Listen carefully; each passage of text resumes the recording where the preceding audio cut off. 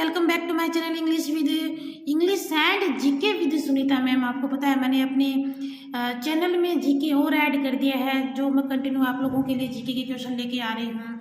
तो हमारा मौर्य साम्राज्य जो हमारा कंटिन्यूटी में था, उसका आज लास्ट जो हमारा वीडियो बनने जा रहा है, वो सारी इन्फॉर्मेशन मेरी जो मैंने आप लोगों को वीडियो में दी है और मौर्य साम्राज्य से रिलेटेड इन्फॉर्मेशन हमारी इसमें कवर हो जाएगी।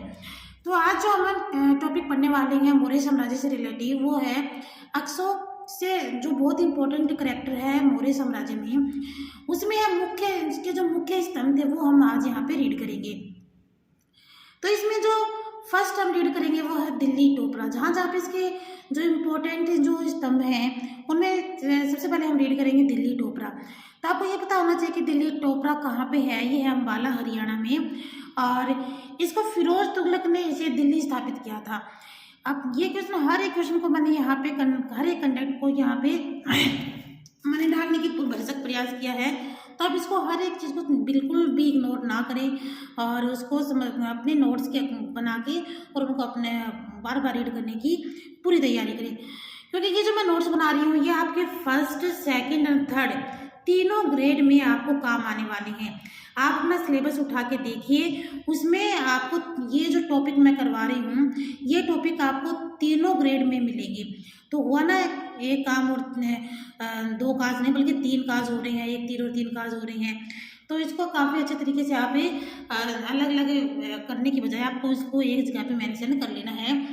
तो इसको फिरोज तुगलक ने इसे दिल्ली स्थापित किया था, जिसका उल्लेख हमें शम्स-ए सिराज अफीन में मिलता है।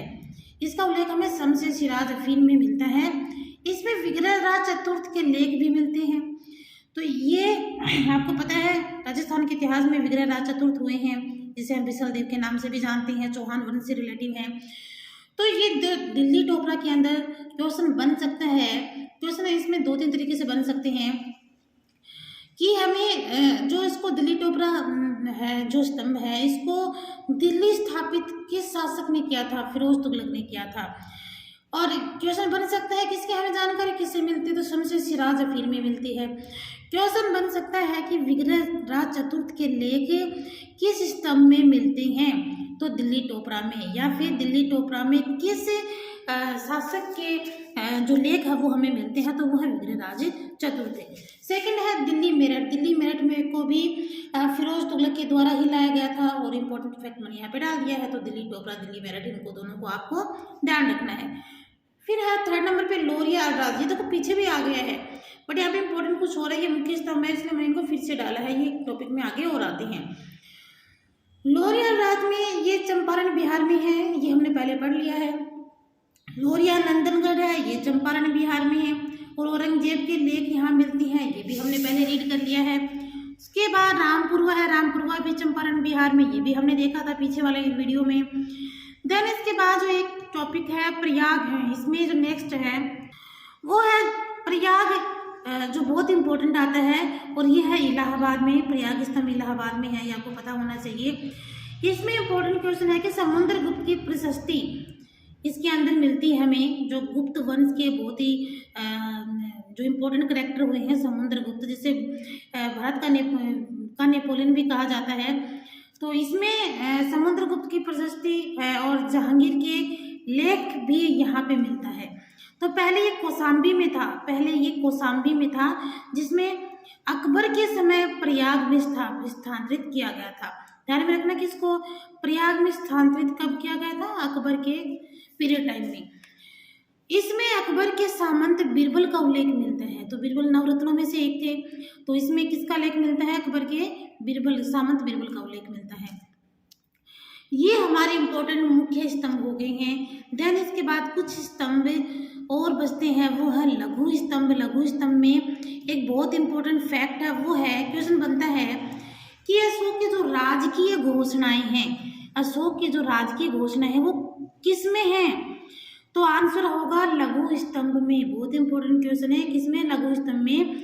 और इसके जो लघु स्तंभ में और क्या क्या आते हैं? सांची, सारनाथ, सांची एंड सारनाथ, और प्रयाग और कौशाम्बी। और जो प्रयाग और कौशाम्बी है उसको रानी का लेख भी कहा जाता है। तो क्वेश्चन बनता है यहाँ पे कि रानी का लेख किस स्तंभ को कहा जाता है, तो आप यहाँ पे डालोगे प्रयाग को। ठीक है, प्रयाग जब ये कौशाम्बी में था, ऊपर आया हमने पढ़ा है। देन इसके बाद रुमनदेही, रुमनदेही और जिसके नीचे एक और है निगाली या फिर निगलवा कह सकते हैं। ये दोनों के दोनों नेपाल की तराई में स्थित है। आपको पता है कि अशोक ने अपने एक बेटा और बेटी को, महिंद्रा और संघमित्रा को नेपाल भेजा था बौद्ध धर्म की दीक्षा लेने देने के लिए। तो उस कंडीशन में वहाँ के जो लोग थे आसपास के, वो बहुत इंपॉर्टेंट है, इसलिए वहाँ पे इसने स्तंभ का निर्माण करवाया था। तो आप ध्यान में रहे कि लघु स्तंभ में सांची है, सारनाथ है, प्रयाग है, रुमनदेही है और निगाली सागर है। क्लियर है।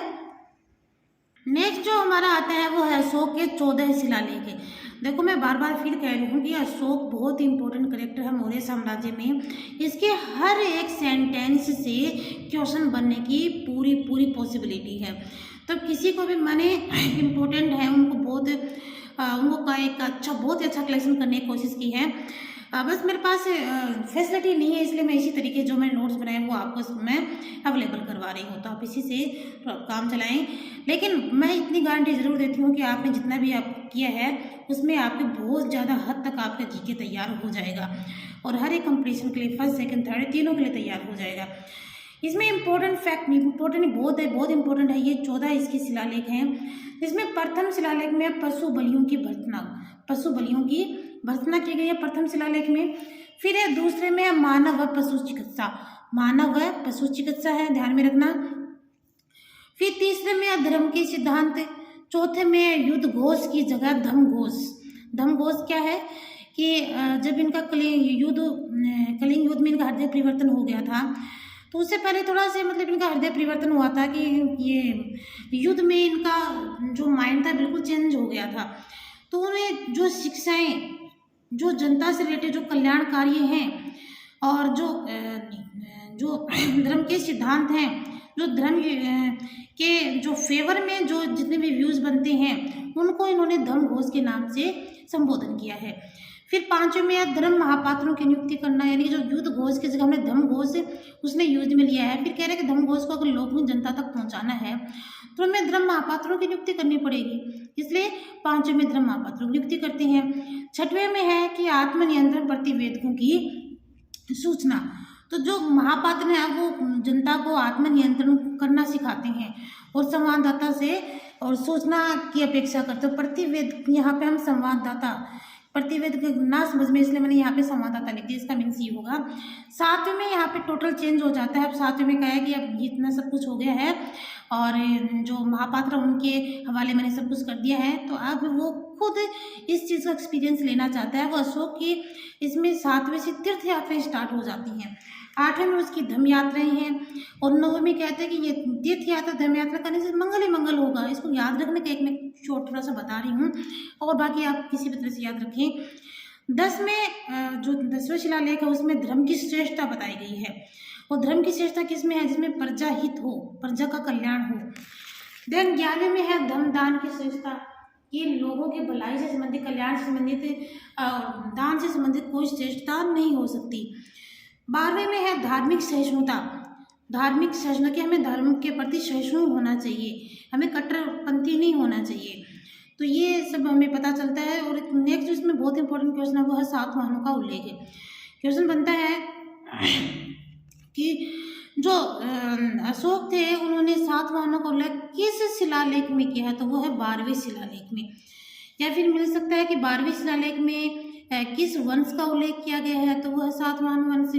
फिर 13वें में है कि कलिंग युद्ध व सीमावर्ती राज्य, इसका जो वर्णन हुआ है वो कलिंग युद्ध का 13वें शिलालेख में हुआ है और सीमावर्ती राज्य पे जिसने जो आक्रमण किया था उनको इसमें कहा गया कि उसकी जो लवर थी वो उसी के फादर का वो राज्य था जिसमें उसके फादर और बहुत सारे लोग प्रजा थी वो मारे गए थे।